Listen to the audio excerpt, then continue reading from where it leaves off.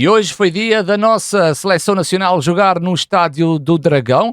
Venceu por 9 bolas a uma a equipa da Arménia e fechou o ciclo desta qualificação para o próximo Campeonato do Mundo a ser disputado em junho do próximo ano nos Estados Unidos, México e Canadá. Vamos olhar para o jogo de hoje, dar a nossa opinião sobre os 9-1, também fazer um rescaldo daquilo que foi a qualificação da Seleção Nacional e depois tentar fazer a ponte para o Campeonato do Mundo, projetar algumas situações em que Portugal vai estar inserido num contexto extremamente complicado, que é sempre o Campeonato do Mundo. Não se esqueçam de subscrever o canal, que é muito importante, e antes de saírem, deixem o vosso likezinho para o conteúdo relacionado com o futebol aqui no canal Joga Simples. Meus amigos, a seleção, como eu tinha dito, venceu por 9 bolas a uma, mas antes de falar do jogo,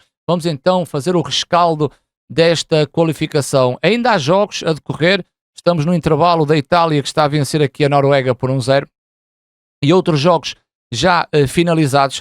Eu quero-vos mostrar então o grupo F, o grupo de qualificação da nossa seleção. Portugal em 6 jogos fez 13 pontos, é uma seleção que tem 20 golos marcados, é a equipa ou a seleção com mais golos marcados, mas curiosamente Portugal e República da Irlanda são as seleções com menos golos, portanto, sofridos. 7-7, mas convém olhar mais para a seleção portuguesa com 27 e 13 pontos em 18 pontos possíveis. De realçar que a República da Irlanda marca o terceiro golo frente à Hungria e fica então no segundo classificado. Portanto, Portugal aqui teve claramente algumas críticas sobre aquilo que foi esta qualificação. Portugal tem aqui uma derrota e um empate. Isto tem a ver com a forma de como a seleção joga para atingir o seu resultado. Relembro que na qualificação do Campeonato da Europa, Portugal tinha feito um pleno, um 10-0, e a ponte que foi criada para o Europeu, eu acho que foi um pouco exagerada, mas as expectativas estão sempre altas consoante a qualidade que nós temos no plantel. Fez um 10-0, mas perde com a Geórgia, penaltis com a Eslovénia, que Diogo Costa faz 3 defesas, e depois fomos eliminados pela França.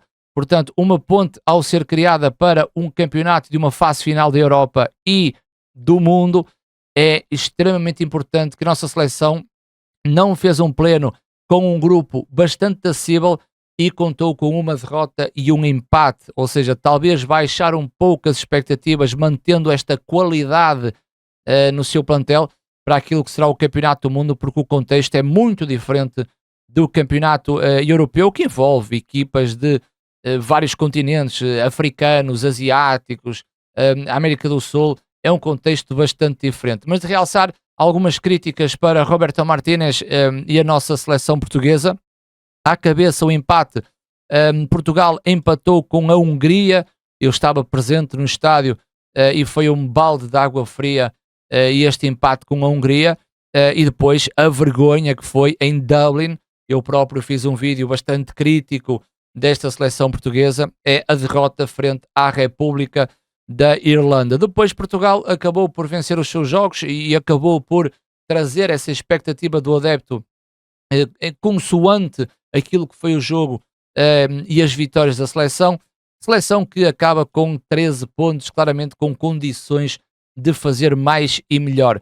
Curiosamente, em 6 jogos desta qualificação, vamos ver as individualidades em termos de golos marcados nesta seleção. Cristiano Ronaldo lidera a lista.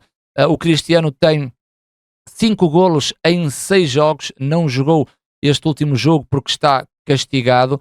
E depois João Neves está aqui com 3 golos, Bruno Fernandes com 3, João Félix com 2, João Cancelo com 2. Isto é o top da seleção nacional.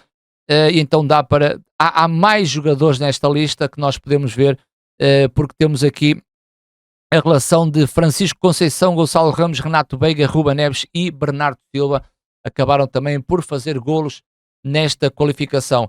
Em termos de plantel, aquilo que Roberto Martínez dá como preferência, existe aqui o top de jogos, que são presenças de jogadores nos 6 jogos, mas eu fui ver a relação dos minutos. A relação dos minutos, Diogo Costa é totalista com 6 jogos, 540 minutos, e vamos só aqui olhar para o top 5, que é importante, com Ruben Dias, o jogador mais utilizado a seguir a Diogo Costa, Vitinha, Bruno Fernandes, Bernardo Silva e em 6º classificado Cristiano Ronaldo, que em alguns jogos desta qualificação foi substituído e que não jogou este último jogo frente à Arménia. De realçar que este top 5 continua com Bernardo Silva. Este jogador não tem nada a ver com a qualidade de Bernardo Silva, mas tem vindo a cair o seu rendimento nesta seleção nacional. Claro que tem aqui vários jogadores que tiveram minutos. De destacar também aqui no fundo da tabela, nesta qualificação, António Silva teve a presença de um jogo e apenas 3 minutos. Mateus Nunes, um jogo, 17 minutos. E Pedro Gonçalves, um jogo e 23 minutos. Até o Carlos Forbes, que se estreou nesta seleção, tem mais minutos do que Pedro Gonçalves, acreditando que o Pote estará numa escolha bem acima de Forbes.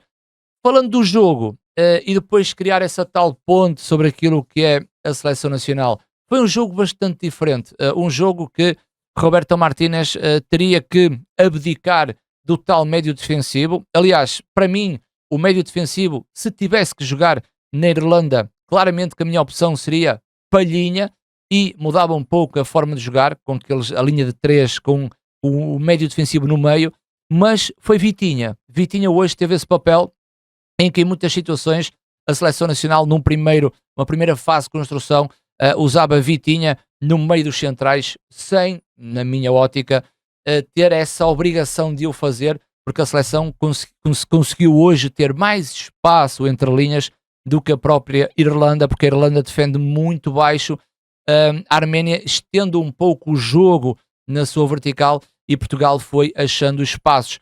Portanto, Vitinha, João Neves e Bruno Fernandes foi o trio deste meio campo, e depois algumas mudanças, como Rafael Leão a titular no lado esquerdo e principalmente cruzar o setor com o lateral, o Cancelo, também aqui uma alteração com o Cancelo na esquerda, e depois no eixo defensivo Renato Veiga veio substituir então Inácio. Na direita também a novidade foi Nelson Semedo a jogar a titular, e depois, claro, Gonçalo Ramos inevitavelmente jogou na posição que, em princípio, será de Cristiano Ronaldo. Gonçalo Ramos, que até fez o golo para alegria do miúdo, porque é o miúdo que precisa também de golo, e depois a insistência em Bernardo Silva. E é aqui que eu posso picar um pouquinho, que é o Bernardo sim é um excelente jogador, o Bernardo sim dá muita coisa à seleção, mas no último jogo, no Dragão, e a forma como foi desenvolvido o jogo, algo que Roberto Martínez poderia prever esta equipa da Arménia, e eu creio que Trincão poderia ser chamado no lugar de Bernardo Silva, e que Trincão também é um jogador que consegue acelerar no último terço, e uma Arménia bastante diferente da Irlanda naquilo que era o espaçamento entre linhas. Acho que Trincão podia ligar muito bem com o Nelson Semedo, porque o Nelson tanto aparece por dentro como aparece por fora, sempre a depender daquilo que é a ginástica posicional de Trincão. Outra possibilidade também poderia ser Francisco Conceição, que acabou por entrar, e o próprio Francisco Conceição também acabou por marcar o seu golinho, seu golo aos 90.2. A diferença desta equipa, e muita gente não vai à procura do contexto, a diferença desta equipa é que defrontou a Arménia e no Estádio do Dragão. O contexto Irlanda era um contexto bastante difícil, como eu previ, e nós nunca sabemos se, por exemplo, Gonçalo Ramos, se tivesse jogado no lugar do Cristiano contra a Irlanda, até que ponto a seleção não perdia e iria vencer o jogo. Porque o facto do Cristiano não ter jogado hoje e Portugal ter vencido por 9-1 também não quer dizer que Portugal já não precisa de Cristiano Ronaldo, porque tem Gonçalo Ramos. Acho que é uma análise a ter em consideração para aquilo que é o contexto do jogo, o local onde é jogado, em que fase da qualificação a seleção está a jogar, e olhar também muito para o adversário. Agora, não querendo desculpar o Cristiano Ronaldo, nem querendo forçar Gonçalo Ramos, a diferença é que o Gonçalo Ramos, quando sai da sua posição e sai menos do que o Cristiano Ronaldo, o Gonçalo Ramos é um jogador que, quando sai, dá uma linha de passe e rapidamente olha para o jogo, olha para a baliza do adversário, faz o deslocamento vertical, torna o jogo mais rápido. E o Cristiano acaba por sair muito mais do seu posicionamento para dar linhas de passe, mas depois acaba por ficar e falta depois alguém no preenchimento do espaço de Cristiano Ronaldo. E eu gostei muito dessa situação em relação a Gonçalo Ramos, que é naquela zona, tem que ser um avançado que, quando desce, procura dar linhas de passe e rapidamente procura o seu espaço, como também Gonçalo Ramos, em termos de reação e aceleração. Notou-se que o primeiro golo que ele faz, Gonçalo Ramos, que faz o primeiro e único, não é?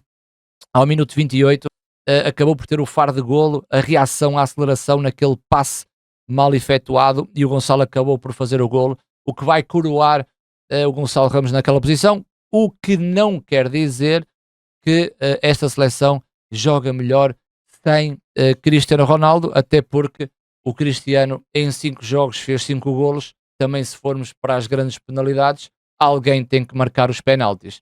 Outra situação é João Neves. João Neves está numa fase de crescimento incrível, no meio campo, tem muita ligação com o Vitinha, o que vai ajudando depois no corredor central a que a seleção também ganhe um pouco mais de rapidez, mas esta dupla ganhou mais com um jogador com as características de Bruno Fernandes do que ganha com um jogador mais defensivo como o Ruben Neves. E isto pode criar uma reflexão para Roberto Martínez.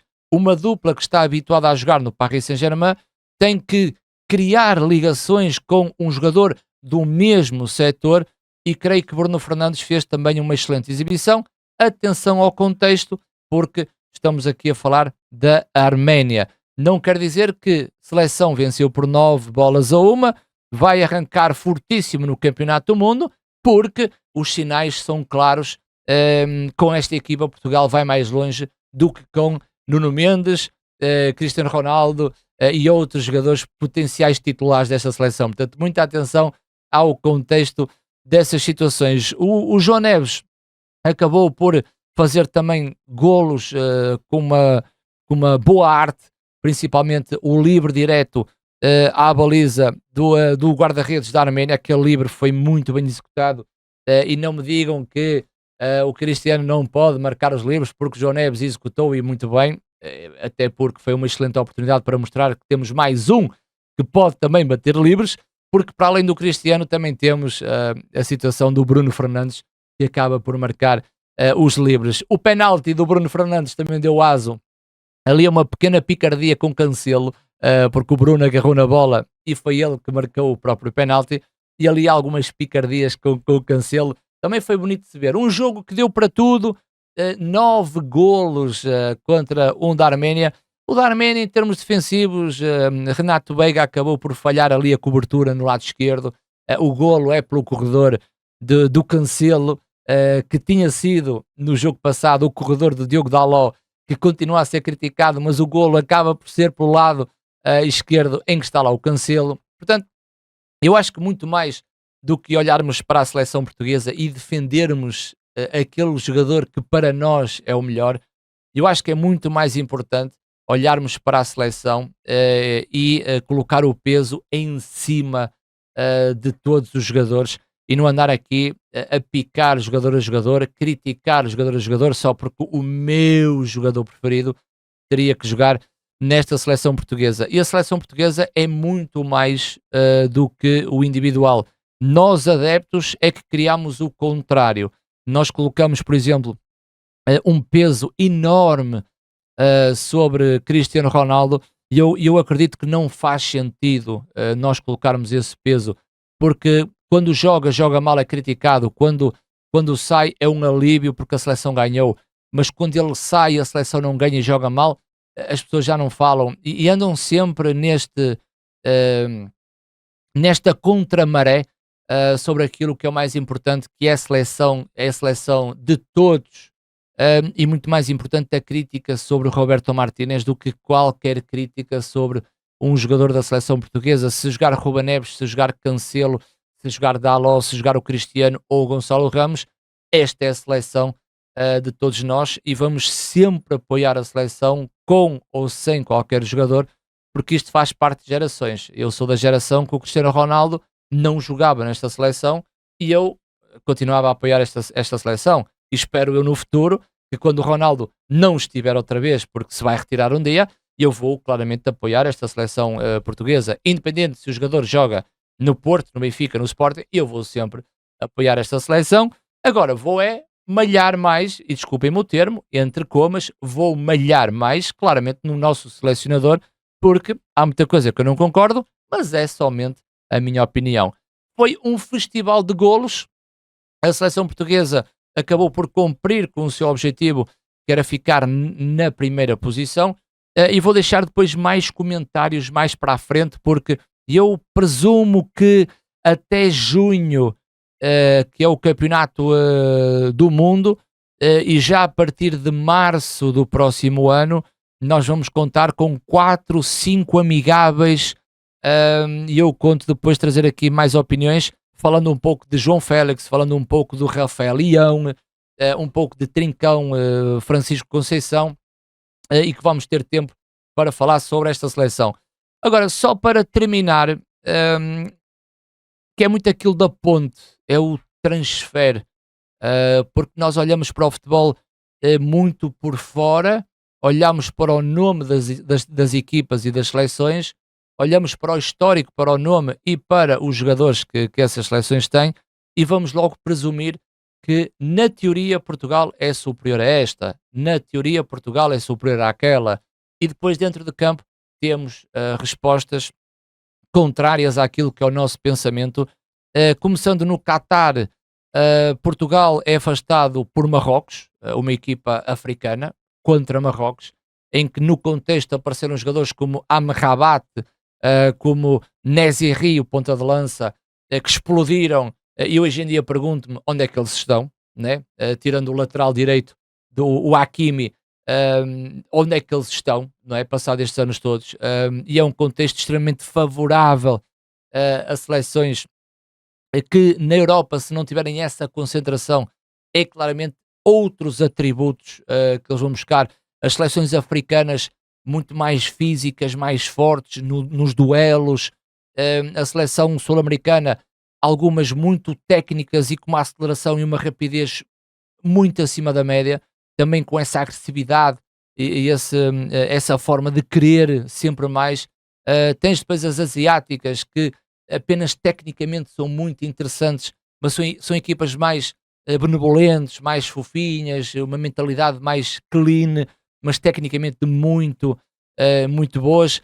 E depois tens a Europa contando, na minha ótica, com Espanha à cabeça, olhando um pouco para a França, a Alemanha, contando com Portugal, tentar perceber como é que Inglaterra vai estar presente neste campeonato do mundo, mas criando essa ponte, era aquilo que eu queria chegar, criando essa ponte, nós não podemos olhar para uma qualificação e projetar a seleção nacional para aquilo que será a competição e olharmos um pouquinho para aquilo que foi o contexto da qualificação, olhar um pouquinho para os jogos amigáveis, porque eu creio que Portugal vai fazer jogos amigáveis com seleções fora da Europa, que é muito importante, e depois olhar para a convocatória de Roberto Martínez, afinal, tentar perceber o momento do primeiro jogo no Campeonato do Mundo, olhando para os grupos também, o primeiro jogo, e a partir daí as nossas expectativas começarem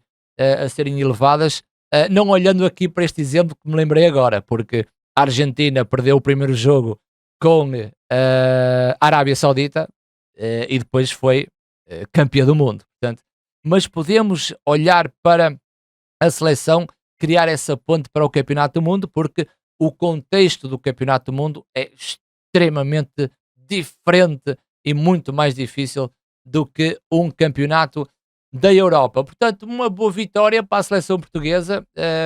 Vamos então estar atentos àquilo que será os jogos amigáveis, tentar perceber quem são os convocados, a lista da convocatória final, tentar perceber se Roberto Martínez vai fazer algo que nos deixe um pouco mais felizes, né? Pelo menos a mim, mais feliz, e creio que depois deste Mundial fazer uma análise daquilo que foram duas qualificações, uma para o Campeonato da Europa, outra para o Campeonato do Mundo, olhar para o último Campeonato da Europa, olhar para este Campeonato do Mundo, ter uma crítica sobre aquilo que também ganhamos, que foi a Liga das Nações, reunir todas as condições e no final do Campeonato do Mundo, creio que a Federação poderá fazer uma reflexão sobre aquilo que é o trabalho do Roberto Martínez e creio que a partir daí vai ser muito usado aquilo que for os nossos resultados do Campeonato do Mundo e Roberto Martínez poderá continuar ou poderá sair da nossa seleção. Eu estarei por cá, nós estaremos por cá e por isso estejam atentos. Vamos falar da seleção quando vierem os amigáveis e projetar depois mais tarde este Campeonato do Mundo que vai ser realizado para o ano a partir de junho, Estados Unidos, México e Canadá.